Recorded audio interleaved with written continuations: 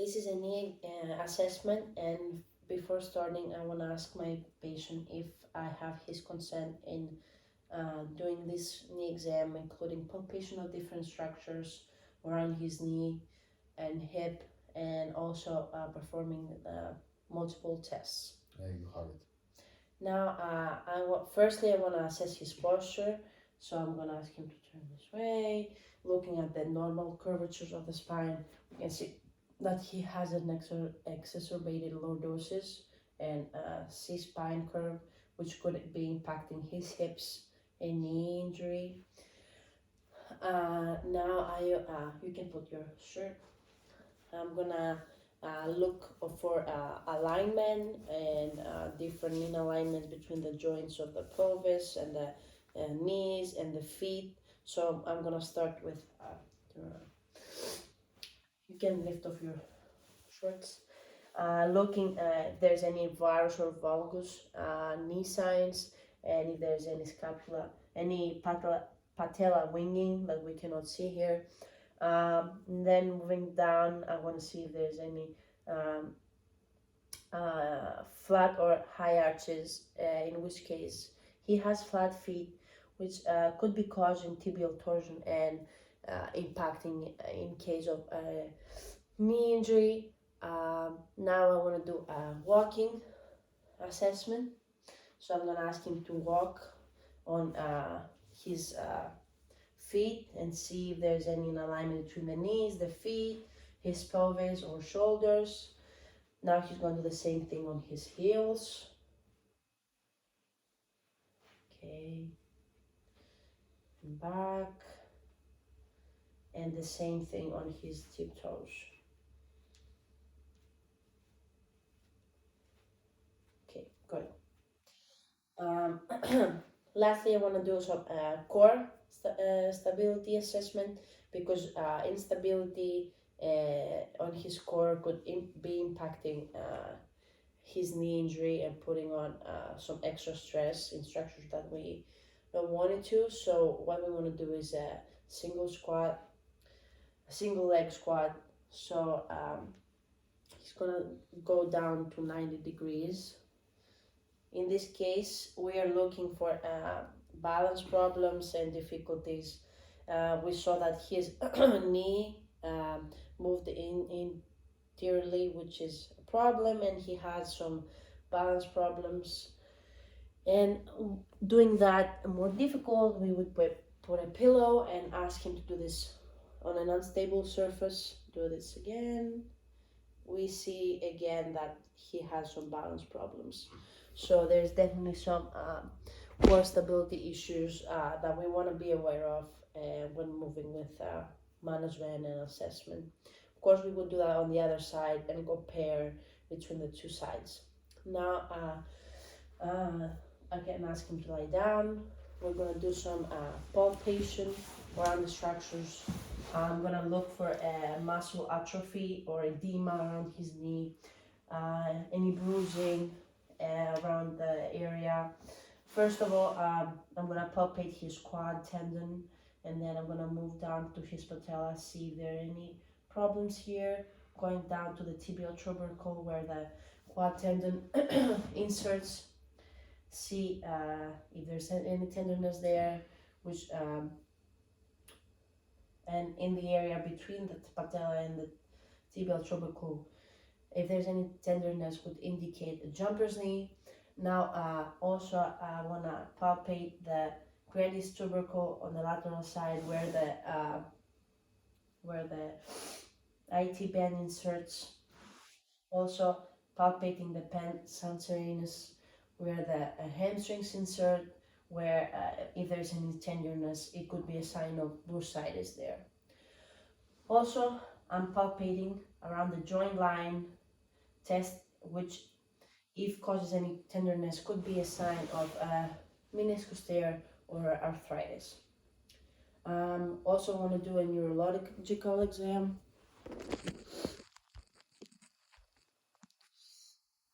So I'm gonna ask him to wiggle his toes, and then I'm gonna test for sensation.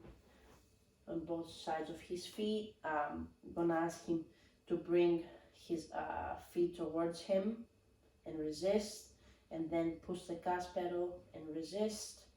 Now extend his big toe and resist. And also I want to do a straight leg test to see if there's any neuropathy in his lumbar spine that could be impacting any pathologies of the knee. So I'm gonna extend his leg, and if that provokes any signs or we get any restriction, it could mean potential pathology of the lumbar spine, neurological pathology that we can see here provokes some pain to our patient. Also testing some muscles of the hip, and that could be impacting our knee. I'm going to do a Thomas test to assess his hip flexor tightness. So I'm going to ask him to grab his leg toward his tummy, and if we see his leg lifting off the table, it could indicate hip flexor tightness that we don't see here. Also, I want to do a Thomas test, so I'm going to ask him to turn on his side, the other side. So I'm going to stabilize his hip with my hand, and I'm going to extend his leg back. And if we see that his leg doesn't drop and stays high, this means that his IT band is restricted, which could potentially be causing imbalances in his knee joint. Now, more specifically, if we want to assess for an AC joint, anterior ACL injury, for an ACL injury, I'm going to do a Latchman test. So I'm going to ask him to land prone.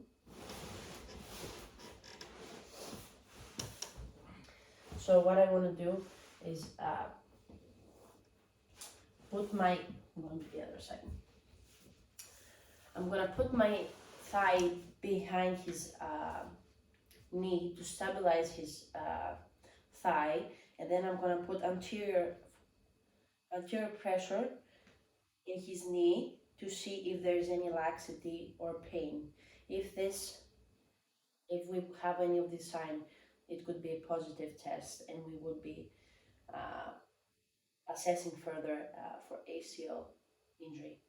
I will do this on the other side as well to see if there's any differences in laxity. Now, to assess for a PCL injury, I would do a posterior drawer test, in which case I would stabilize his foot by sitting on it, and then I would put posterior pressure on the tibia to see if there's any laxity on the knee, which could provoke pain as well, suggesting that there is a possible PCL injury, which we don't have in this case. Now, testing the medial collateral and lateral collateral ligament. What I want to do is lift the leg off the table and put it right at 30 degrees, and I'm gonna put some medial force to see if there's any laxity of the knee, and also some lateral force to see if there's any lateral ligament instability, which could indicate that there's probably injury there and that we want to assess further. But also by doing this with a completely extended arm and putting medial pressure to assess the medial ligament and lateral pressure to assess the lateral ligament. If we assess this and the test is positive, it would also indicate that the posterior capsule could be damaged or another cruciate ligament. Now, more specifically, assessing for another condition, for a meniscus tear, what I will do first is palpate the joint line as I did before, which could provoke some symptoms, and then I would move to doing a McMurray's test, in which case I would stabilize, I would hyperflex his knee, and then trap the joint line with my hand while I'm extending his knee, and if I feel any pop or pain, this could be a positive test. I would do this on the other side as well to see if there's any differences and if one of the two sides is of the two meniscus is impacted. Another test I want to do is the up-place test. So I'm going to ask him to turn around. I find this test better, especially when working with larger clients, especially since I'm a woman. So in this case, I'm going to again trap his joint line and extend to see if I feel any popping or any clicking, doing this medially and laterally. I will do this on the other side as well to see if there are any differences. Now doing some tests to assess if there is any posterolateral corner injury, which includes lateral collateral ligament, popliteus injury, and posterior cruciate ligament. What I want to do is first ask him to put his knees together, and then I'm gonna spin out his feet at 30 degrees, and if one foot is spinning out more, this could indicate that there's laxity due to this injury. I would do this on 90 degrees as well. Also, to test for this injury, I can also ask him to turn around on the other side.